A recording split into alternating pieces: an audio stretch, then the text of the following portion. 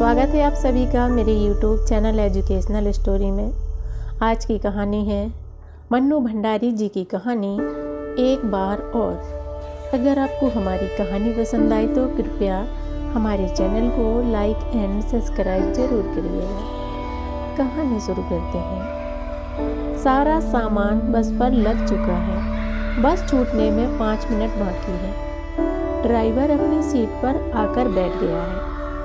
सामान को ठीक से जमा कर कुली नीचे उतर आया है और खड़ा खड़ा बीड़ी फेंक रहा है। अधिकतर यात्री बस में बैठ चुके हैं, पर कुछ लोग अभी बाहर खड़े विदाई की रस्म अदा कर रहे हैं। अड्डे पर फैली इस हल्की सी चहल पहल से अनछुई सी बिन्नी चुप चुप कुंज के पास खड़ी है। मन में कहीं गहरा सन्नाटा खिंचाया है। इस समय कोई भी बात उसके मन में नहीं आ रही है, सिवाय इस बोध के कि समय बहुत लंबा ही नहीं बोझिल भी होता जा रहा है। लग रहा है जैसे 5 मिनट समाप्त होने की प्रतीक्षा में वह कब से यहाँ खड़ी है। कुंज के साथ रहने पर भी समय यूं भारी लगे। यह एक नई अनुभूति है जिसे महसूस करते हुए भी स्वीकार करने में मन टीस रहा है। पान खाओगे? नहीं। कुछ पेपरमेंट की गोलियां पर्स में रख लो। मुझे चक्कर नहीं आती। टिकट ठीक से रख लिया ना? ये औपचारिक वाक्य दोनों के बीच घिर आए। मौन को तोड़ने में कितने असमर्थ हैं। दोनों ही इस बात को जान रहे हैं, पर मौन तोड़ने के लिए शायद कुछ और है भी नहीं। अब से कोई 5 घंटे पहले चाय पीते पीते बिन्नी ने बिना किसी प्रसंग और भूमिका के कहा था, कुंज मैं आज ही वापस लौट जाऊंगी। क्यों? हल्के से विस्मय से उसने पूछा था। बस अब लौट ही जाऊंगी। चाय के साथ ही साथ आंसुओं का घूंट सा पीते हुए उसने कहा था। तब स्वयं उसके मन में भी शायद यह बात नहीं थी कि आज ही उसे चल देना पड़ेगा। तुम तो लंबा प्रोग्राम बनाकर आई थी। कुंज के स्वर में जैसे नमी आ रही थी, पर उसे रोकने का आग्रह यह मनोहार जैसी कोई बात नहीं थी।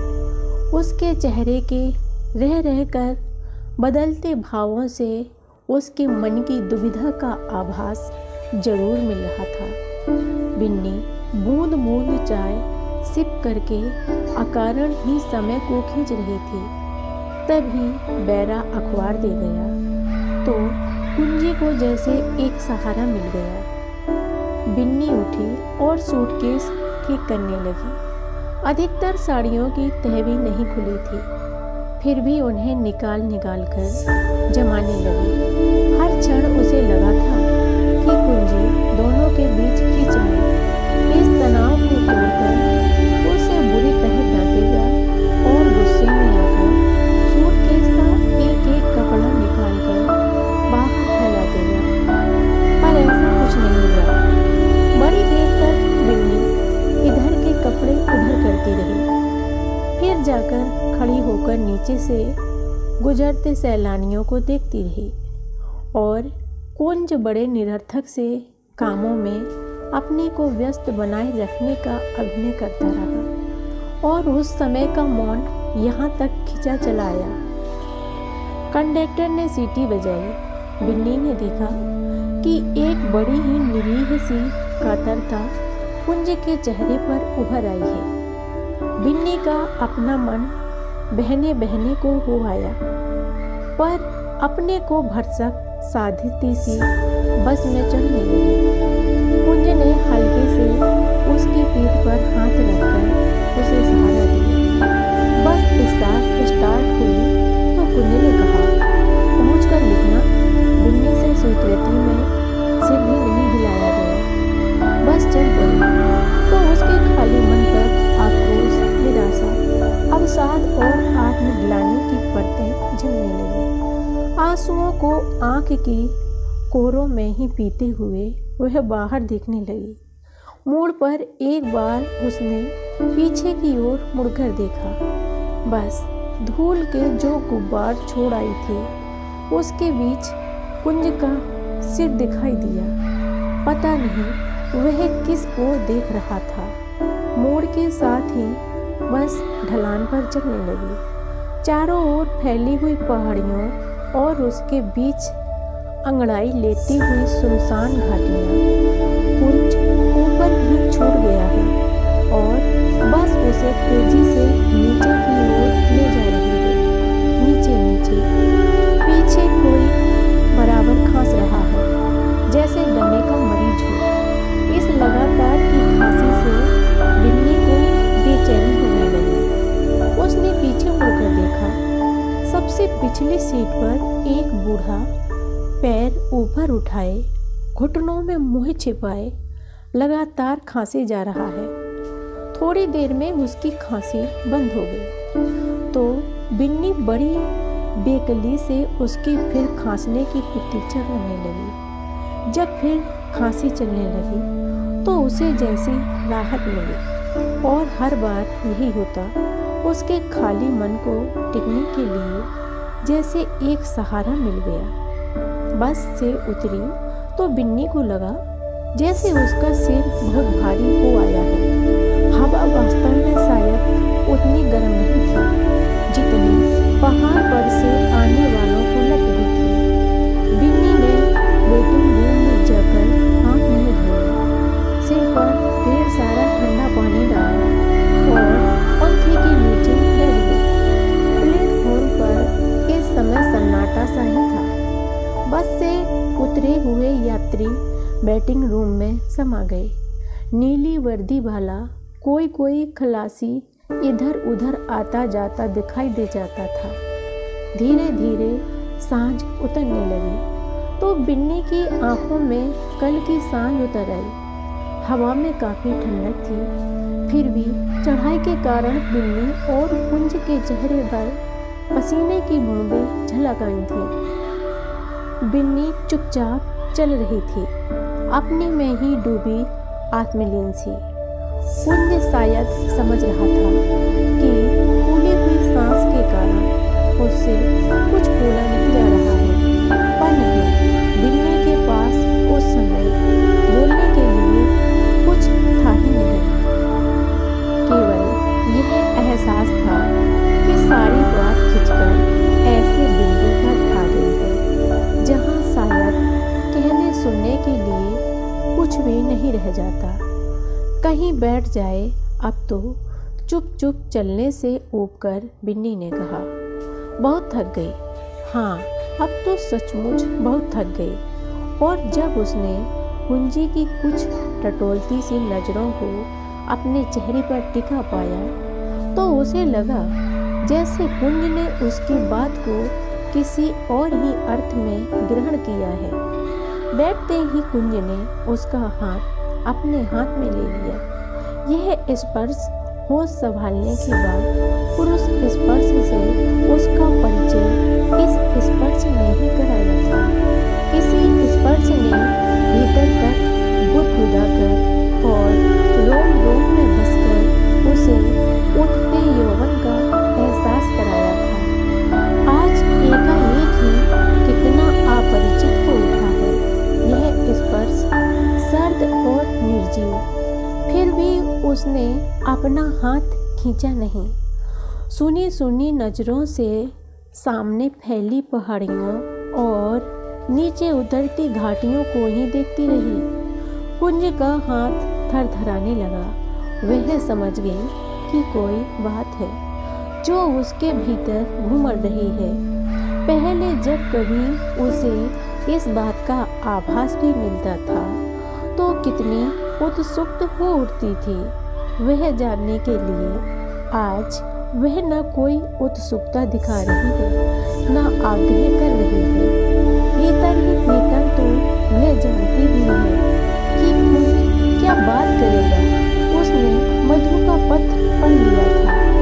शायद कुंज ने जानबूझकर ही ड्रेसिंग टेबल पर वह पत्र छोड़ दिया था जिससे कि बिन्नी स्वयं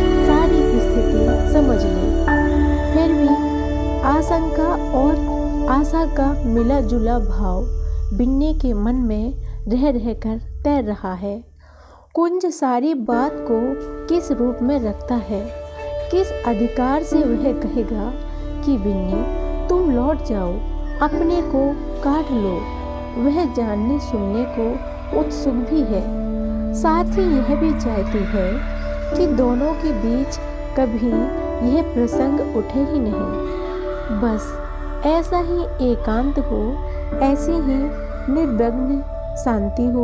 और इसी प्रकार कुंज उसका हाथ अपने हाथ में लिए बैठा रहे।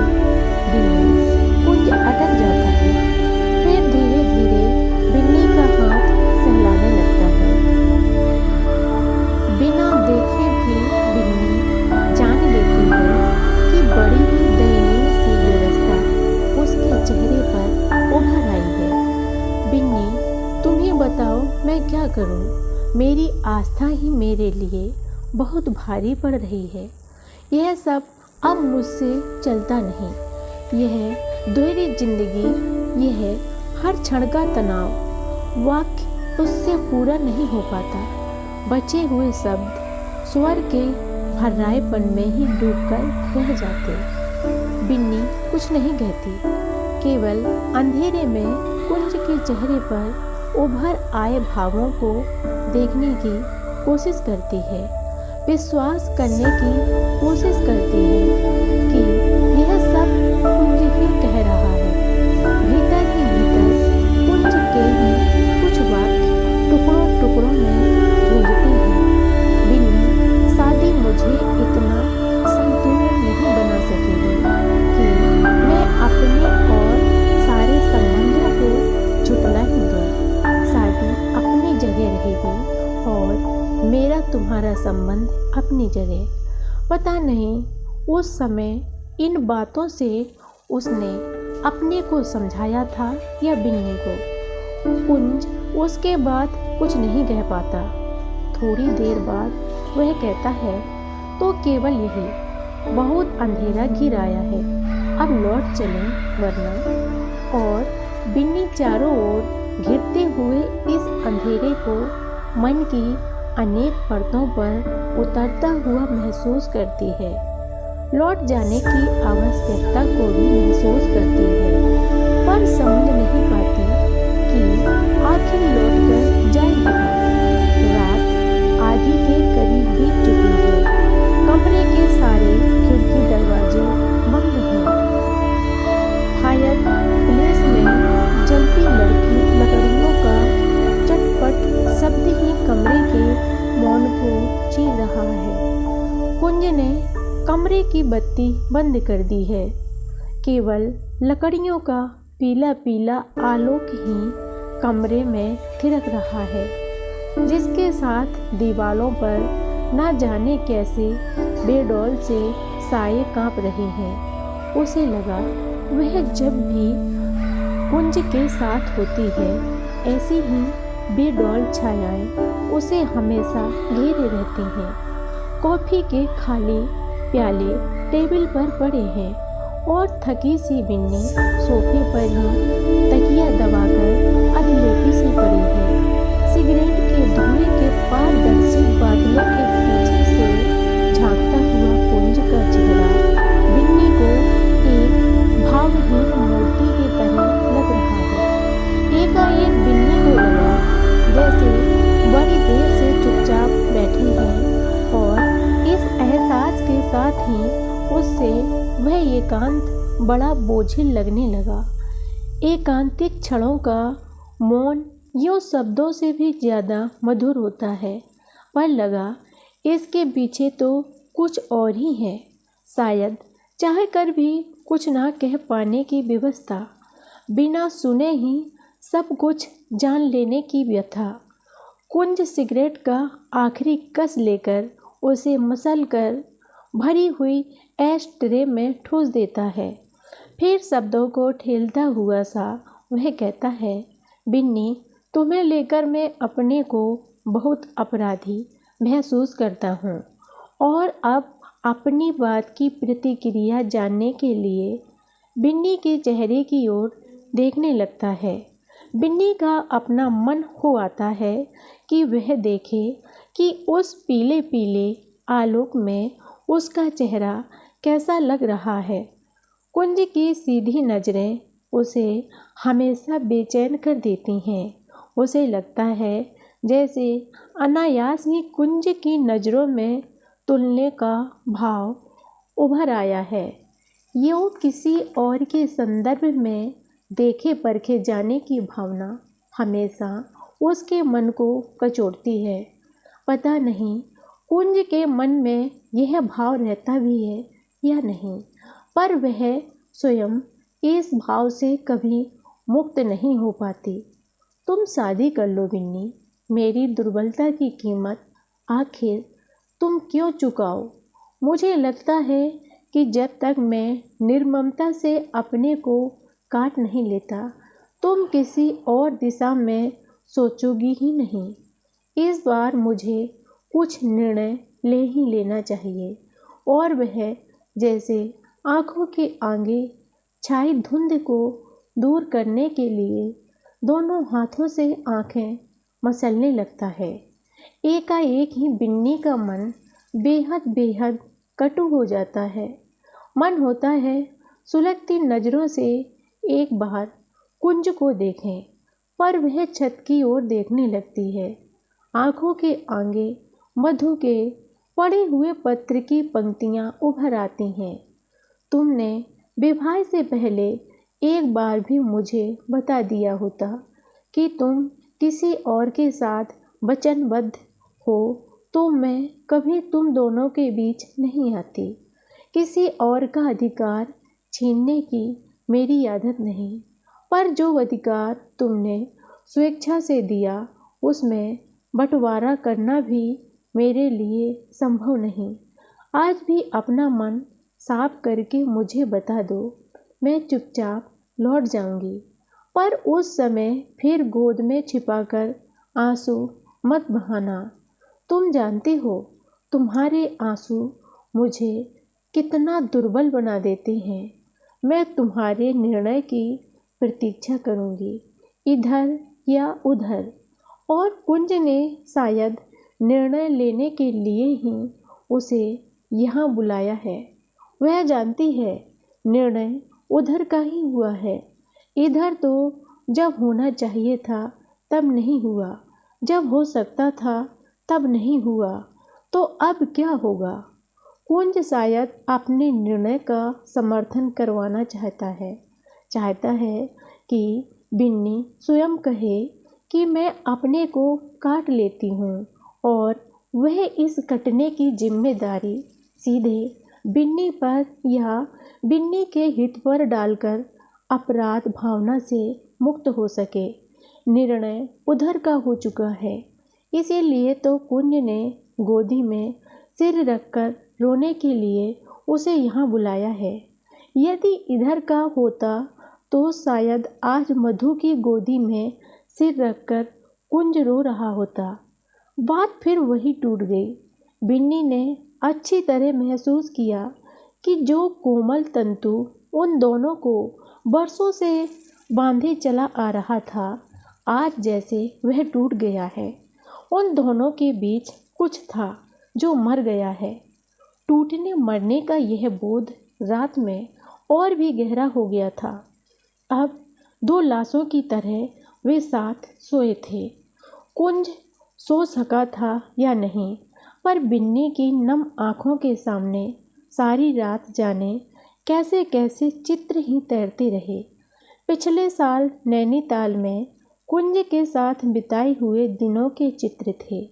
श्री और श्रीमती कुंज ने श्रीवास्तव के नाम से होटल में कमरा लिया था और बैरा लोग जब मैम साहब कहकर संबोधित करते तो उसे ना कुछ अस्वाभाविक लगता था ना अनुचित। उसका सारा व्यवहार इतना स्वाभाविक था मानो वह बरसों से उसके साथ रहती आई है।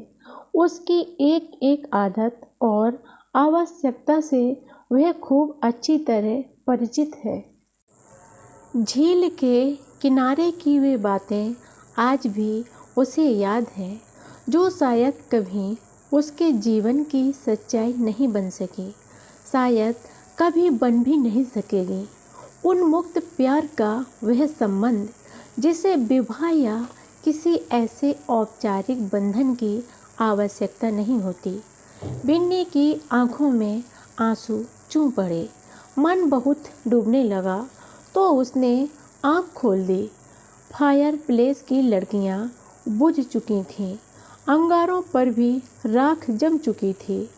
केवल हल्की सी गंध कमरे में अब भी फैली हुई थी। उसने धीरे से करवट ली और मन ही मन तय किया, कल ही वह लौट जाएगी। रेंगती हुई ट्रेन कब प्लेटफॉर्म पर आ खड़ी हुई। आधी सोती आधी जागती बिन्नी जान ही नहीं पाई। अभी गाड़ी खाली है, अपना बिस्तर लगा लीजिए, कुली ने कहा तो वह चौंकी। प्रतीक्षालय में बंद यात्री कुलियों पर सामान लदवाए प्लेटफॉर्म पर आ जा रहे थे। 2-3 बसें और भी अनेक यात्रियों को पहाड़ से नीचे ले आई थीं और हल्का सा शोर चारों ओर फैलने लगा था। बिन्नी ने जल्दी से सामान उठवाया और जाने डिब्बे में घुसकर ऊपर वाली बर्थ पर अपना बिस्तर फैला दिया। उसे लगा आज रात वह नहीं सोएगी तो उसका सिर फट जाएगा।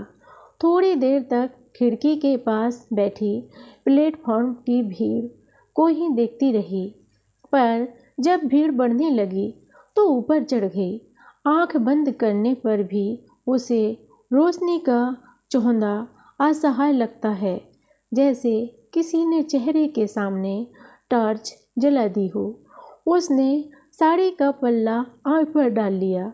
नीचे का शोर, बच्चों का रोना चिल्लाना निरंतर बढ़ता जा रहा है, पर उस सबसे तटस्थ बिन्नी अपने में ही डूबी है। गाड़ी चली तो पहली बात उसके दिमाग में आई, यूं 4 दिन में ही लौट आने की क्या सफाई देगी वह सुसी को। कुंज का पत्र पाकर जब उसने अपने जाने की बात कही थी तो सुसी विस्मित सी उसे देखती रह गई थी। रात में सोते समय केवल इतना ही कहा था। पहले का जाना तो तब भी समझ में आता था। बिन्नी पर अब जो आदमी बार बार वादा करके मुकर जाए, उससे क्या आशा करती है तुम? आशा क्या हमेशा कुछ पाने की आशा से ही संबंध रखा जाता है? कहकर ही बिन्नी को लगा था कि वह सुषमा को समझा रही है या अपने मन को। संबंध सुषमा के स्वर में भी तृष्णा भरी खींच उभर आई। तू अभी भी समझती है कि तुम उसे प्यार करती है, या कि यह प्यार है जिसके जोर से तू खिंची हुई चली जाती है?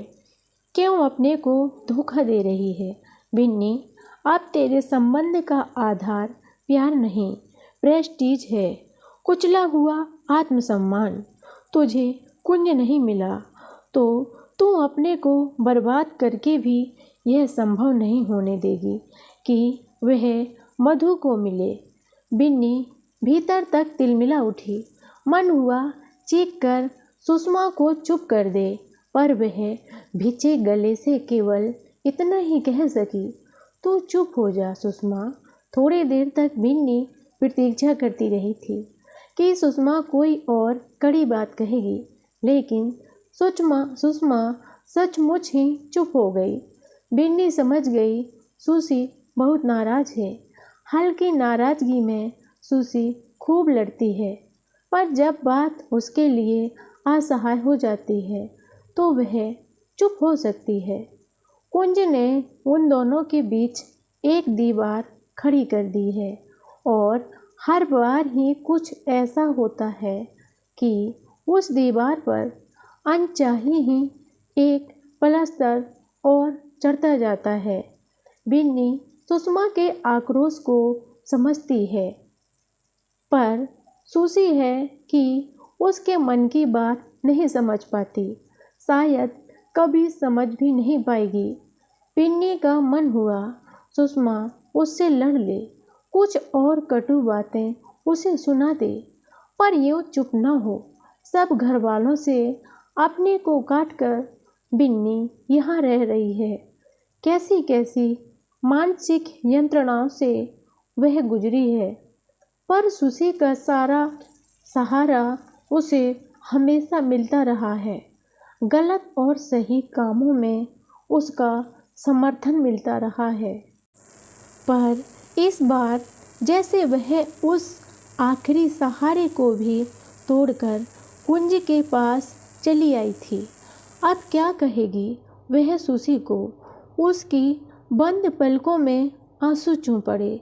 बिन्नी को लेकर तांगा जब स्टेशन के बाहर निकला तो पौ भी नहीं फटी थी। सड़क सुनसान थी और हवा सुहानी।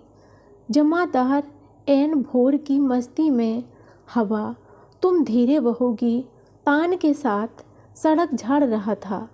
स्टेशन रोड से तांगा झील के रास्ते की ओर मुड़ा तो सड़क के किनारों पर सुने गुलमोहर और अम्लतास के पेड़ों की कतार खड़ी दिखाई दी और बिन्नी का मन लौटकर उस सुबह की ओर चला गया जब गुलमोहर के पेड़ लाल लाल फूलों से भरे थे और उसका मन विचित्र से सशंकित उल्लास से कुंज के बाहों में भरकर अनेक चुंबन अंकित करके उसे नैनीताल में विदा किया था, इस आश्वासन के साथ कि वे जल्दी ही एक नई जिंदगी की शुरुआत करेंगे।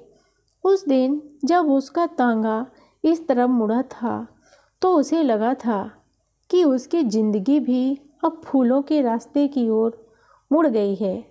इसी तरह सुसी को बिना सूचना दिए वह आई थी, पर सारे रास्ते उसे लगता रहा था कि घोड़ा बहुत धीरे चल रहा है या कि रास्ता खिंचकर बहुत लंबा हो गया है। सुषमा तांगे की आवाज़ से ही जागी थी और उसने उन्नीदी आँखों से ही बिन्नी को बाहों में भर लिया था। उसके बाद बिन्नी जहाँ कहीं भी जाती उसे गुलमोहर के लाल लाल फूल ही दिखाई देते। लोगों का कहना था कि उस साल जैसा गुलमोहर शहर में कभी नहीं फूला था। फिर एक एक दिन सरकता गया और गुलमोहर के फूल धीरे धीरे झड़ते चले गए। दिन ठंडे होते चले गए थे और अकारण ही यह ठंडक सुषमा के मन में बैठती चली जा रही थी। उसने कुंज के पत्र पढ़ना बंद कर दिया था और कुंज के पत्रों को पढ़कर अकेले झेलना बिन्नी को बहुत भारी लगने लगा था।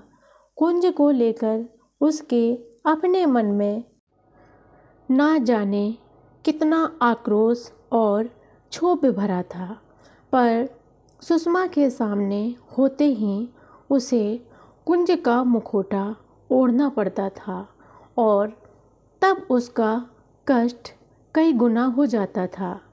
दिसंबर में सुषमा अपने देवर देवरानी के आग्रह की बात कहकर कानपुर चली गई थी। बिन्नी का बहुत मन हुआ था कि उसे रोक ले, पर उससे कुछ नहीं कहा गया था। चलते समय केवल इतना ही कह पाई थी, सुसी जल्दी आना, मेरा मन बिल्कुल नहीं लगेगा। तो सुषमा की आंखों में आंसू आ गए थे और बिन्नी को जैसे आश्वासन मिल गया था कि दोनों के बीच कहीं कोई नहीं है, कभी कोई हो भी नहीं सकता, कि सुषमा जल्दी ही लौटकर आएगी। तांगे की आवाज़ सुनकर माजी निकली और उसे देखकर हैरान सी बोली, अरे बीबी, तुम कैसे लौट आई? बिन्नी ने तांगे वाले को पैसे दिए। माजी को जवाब नहीं दिया। उसने सोच लिया है कि वह किसी को कुछ नहीं कहेगी, सुषमा को भी नहीं। माजी ने होल डाल उठाया और बिन्नी ने सूटकेस, सुषमा बीबी कल शाम को ही शर्मा साहब के यहाँ चली गई। बीबी जी खुद आकर ले गई। आज दोपहर में आने को कह गई हैं। बिन्नी को बड़ी राहत मिली। मित्रता के इतने वर्षों में यह पहला मौका था कि सुशी की उपस्थिति उसे असहाय लग रही थी, पर अपनी इस भावना पर उसका मन गिलानी से भर उठा। बारामदा पार करके बिन्नी कमरे में घुसी। वही कमरा, वही सामान, फिर भी उसे लगा कि जैसे दीवारें सिमट आई हैं और कमरा छोटा हो गया है। इस छोटे से कमरे में ही उसे बहुत बड़ी जिंदगी काटनी है। हाथ मुँह धोकर उसने चाय पी है और फिर अपने कमरे के पलंग पर आकर लेट गई। माँ जी आई तो उसने खिड़की खोल दी और पर्दा एक ओर को सरका दिया।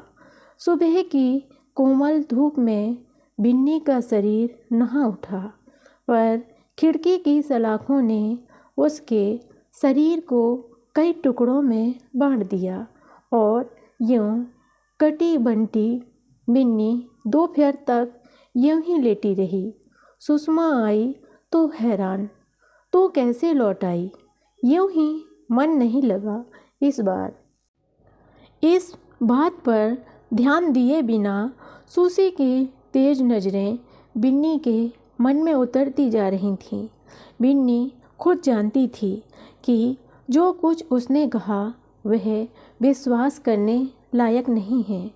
लड़ाई हो गई कुंज से, नहीं तो कहने को कह तो दिया बिन्नी ने, पर भीतर से रुलाई का बेग जैसे फूट पड़ना चाहता था। किसी तरह अपने को संयम करके वह अखबार पढ़ने की कोशिश करने लगी।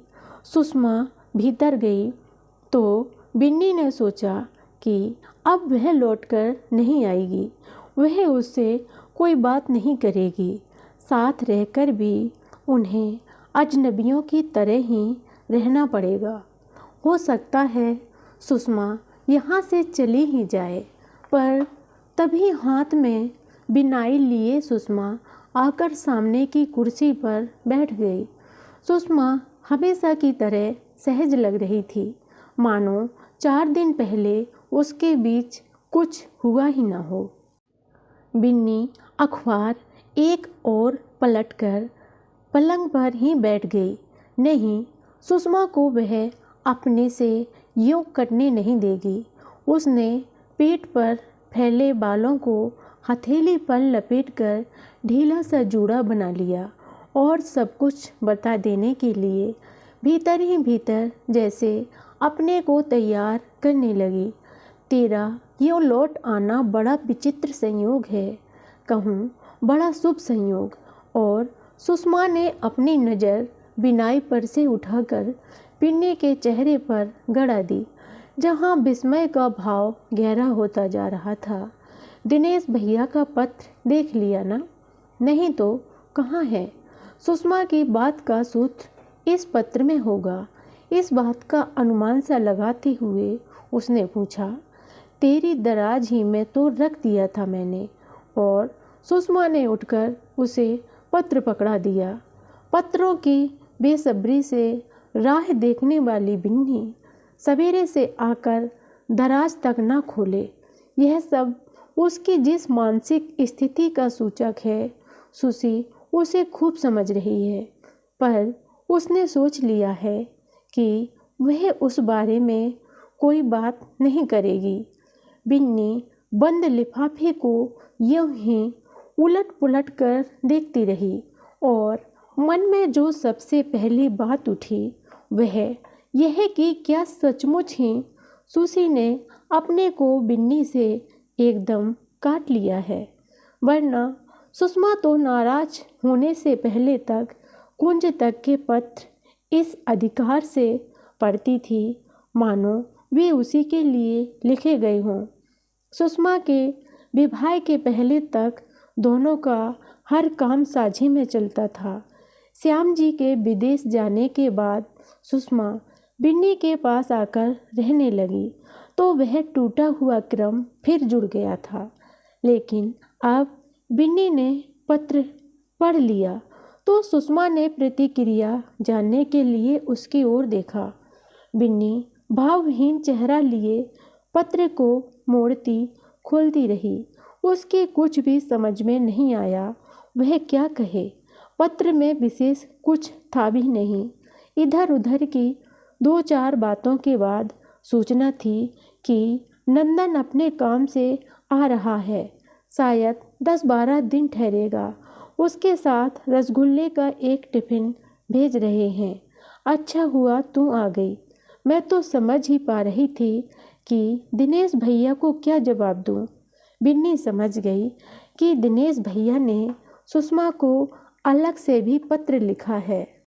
बिन्नी ने अपने को परिवार से काट लिया है, फिर भी कभी कभी भैया का कर्तव्य बोध जाग ही जाता है। नंदन के बारे में उन्होंने पहले भी लिखा था। बिन्नी को कई बार आने का आग्रह भी किया था, पर बिन्नी के अपने मन में नंदन को लेकर कभी कोई दिलचस्पी नहीं जागी और बिन्नी सोच रही थी कि वह भी इसी सहज भाव से क्यों नहीं हंस बोल पा रही है। वह तो इस तरह बैठी है मानो नंदन उसे देखने आया है और वह लाज से सिमटी जा रही है। इस भावना मात्र से वह बेचैन हो उठी। मन हुआ एक चक्कर भीतर का ही लगाए। तभी माँ जी चाय की ट्रे ले आईं तो बिन्नी को जैसे सक्रिय होने के लिए आधार मिल गया। बिन्नी जी, आपको दिनेश बहुत याद करते हैं और मिक्की पिंटू ने तो आदेश दिया है कि बुआ को साथ ही लेते आइए। चाय का प्याला बढ़ाते हुए बिन्नी ने नंदन को देखा।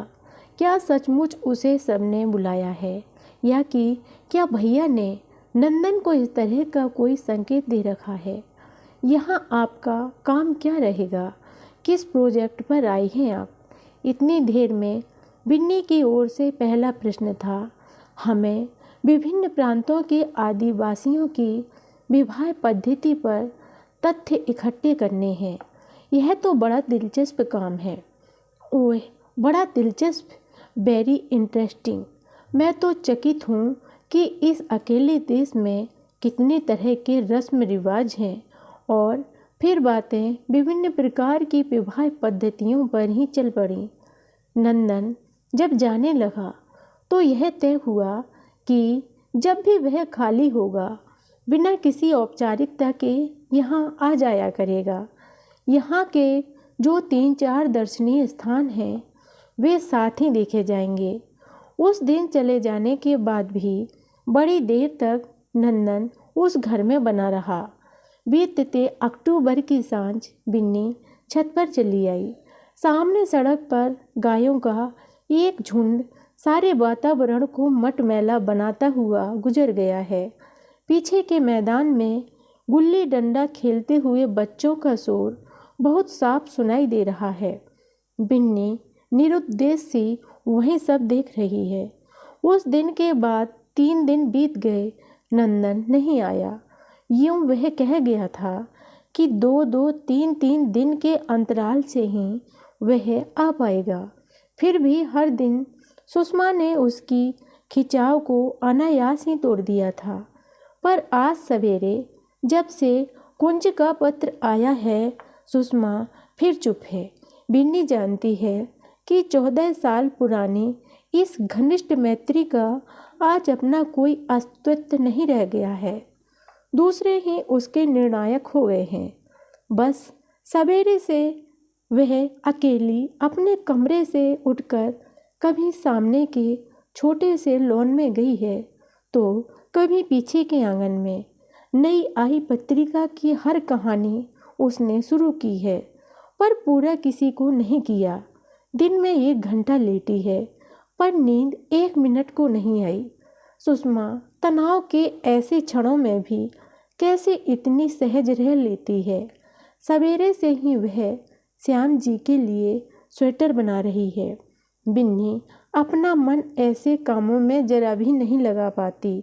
आज तो उसे खुद विश्वास नहीं होता कि कभी वह और सुषमा होड़ लगाकर सिलाई, कढ़ाई और बुनाई किया करती थीं।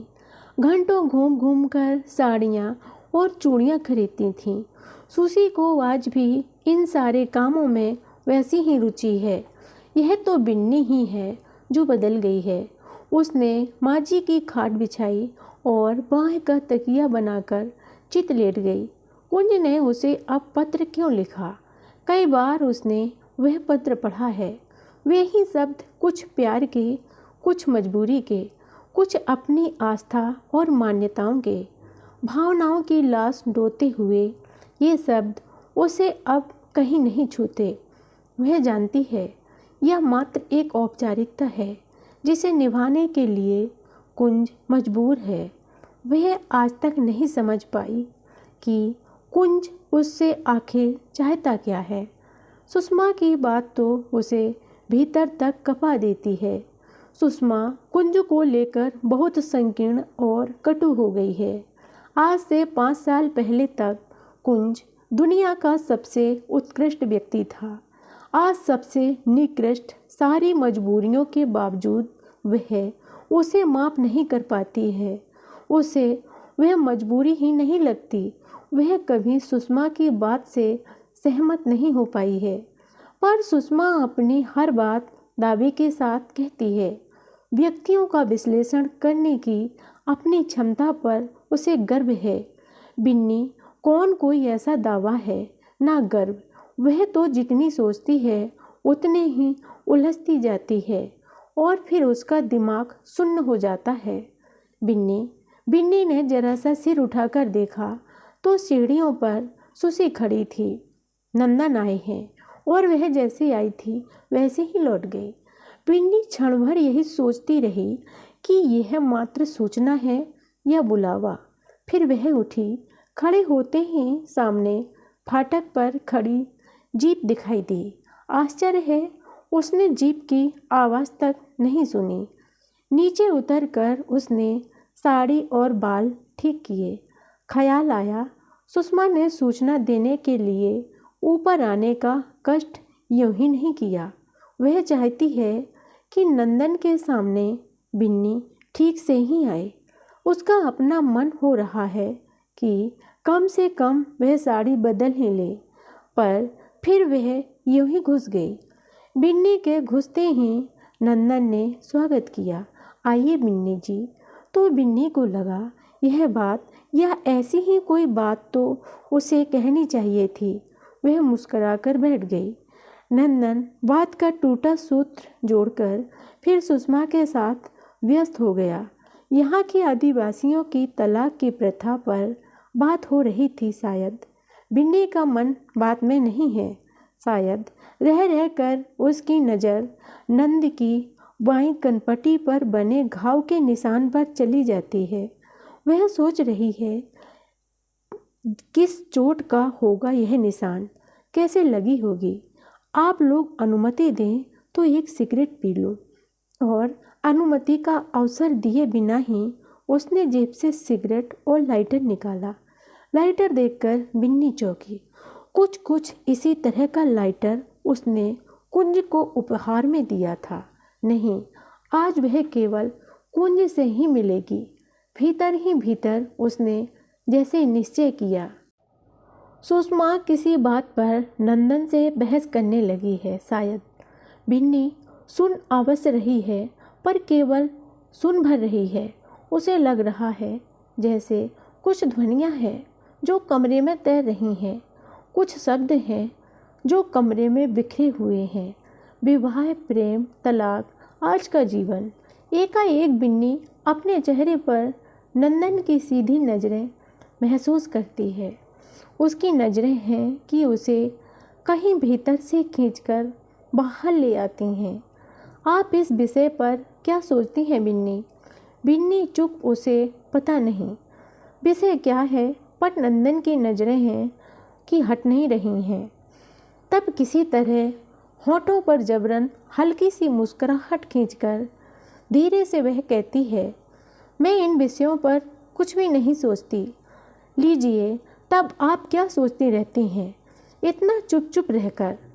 आत्मा परमात्मा की बातें। और वह हंसा तो बिन्नी के मन में पहली बात आई, नंदन जानता है कि वह दर्शन शास्त्र पढ़ती है और क्या क्या जानता है उसके बारे में। सुषमा जी, आप तो इतना बोलती हैं, पर अपने मित्र को बोलना नहीं सीखा आपने। और जब सुषमा ने भी हंसते हुए कहा, दोनों ही इतना बोलने लगेंगे तो फिर सुनेगा कौन? नंदन जी, किसी को तो श्रोता होना ही चाहिए। तो वह बड़ी देर तक यही सोचती रही कि कितना अच्छा होता यदि यही बात वह कह पाती। उसने एक बार अपने को पूरी तरह झकझोरना चाहा कि वह भी उनकी बातों में, उनकी हंसी में खुलकर भाग ले सके। जो कुछ कहा सुना जा रहा है उसे मात्र सुने ही नहीं, समझे भी। अक्सर ही सुषमा जब सो जाती है तो अनचाहे ही कुंज उसके मन में जाग जाता है। आज भी सुषमा की अनुपस्थिति में उसे हल्के से कुंज की उपस्थिति का एहसास हो रहा है। नंदन एकटक सामने की झील को देख रहा था। इस समय भी क्या वह किसी अनुभूति के क्षणों में से गुजर रहा है? झील का पानी एकदम शांत था और सामने की त्रिभुजाकार पहाड़ियों की पूरी कतार पानी में तैर रही थी। आप और सुषमा जी बहुत ही घनिष्ठ है ना? दिनेश बता रहे थे। घनिष्ठ? बिन्नी को सुषमा के संबंध के लिए यह शब्द बहुत ही हल्का लगा। मेरठ में हमारे घर लगे हुए थे, सो सारा परिवार ही यूँ तो बहुत घनिष्ठ हो उठा था। फिर हम उम्र और एक साथ पढ़ने वाले, 8वीं से लेकर MA तक साथ साथ पढ़े। इसके बाद उसने शादी कर ली और मैंने यहाँ नौकरी कर ली। शादी के 1 साल बाद ही श्याम जी विदेश चले गए 2 साल के लिए, तो मैंने आग्रह करके अपने पास बुला लिया। जनवरी में आकर वे इसे भी अपने साथ ले जाएंगे।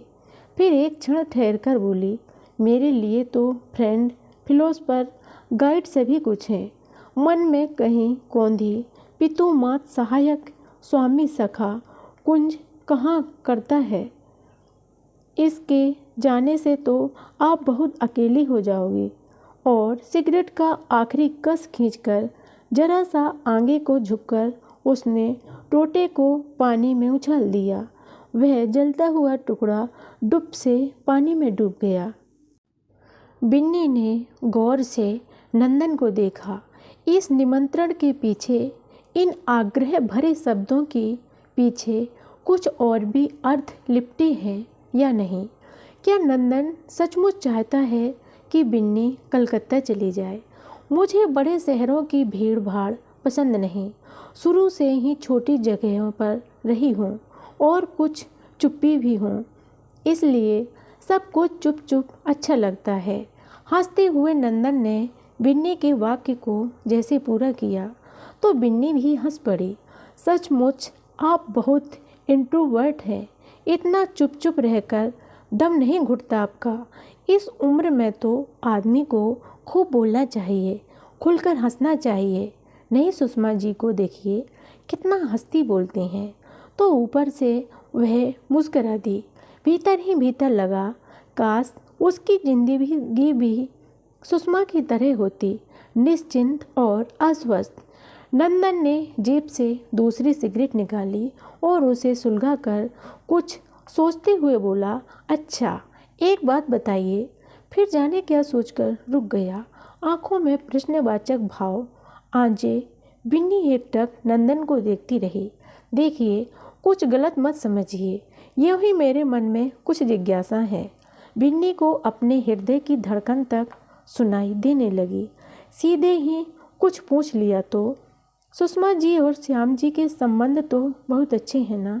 हाँ। क्यों? विस्मय से बिन्नी ने पूछा। उन्होंने दुनिया भर की बातें की, पर श्याम जी के बारे में पूछने पर ही कुछ बताया। जबकि औरतों के पास बात करने के लिए पति पुराण के सिवाय और कोई विषय ही नहीं होता। और नंदन हंस पड़ा। बिन्नी के मन में मुक्ति और हल्की सी निराशा की भावना एक साथ ही जागी। बहुत बहुत अच्छे हैं, मैंने ऐसा डिपोडेड कपल नहीं देखा। और कहने के साथ ही उसके अपने भीतर कहीं एक बिखरा स्वप्न कसमसा उठा। थोड़ी देर बाद ही कुंज झटके से उठा था और उसका हाथ अपने हाथ में लेकर बोला था, वही are married Binni, we are married.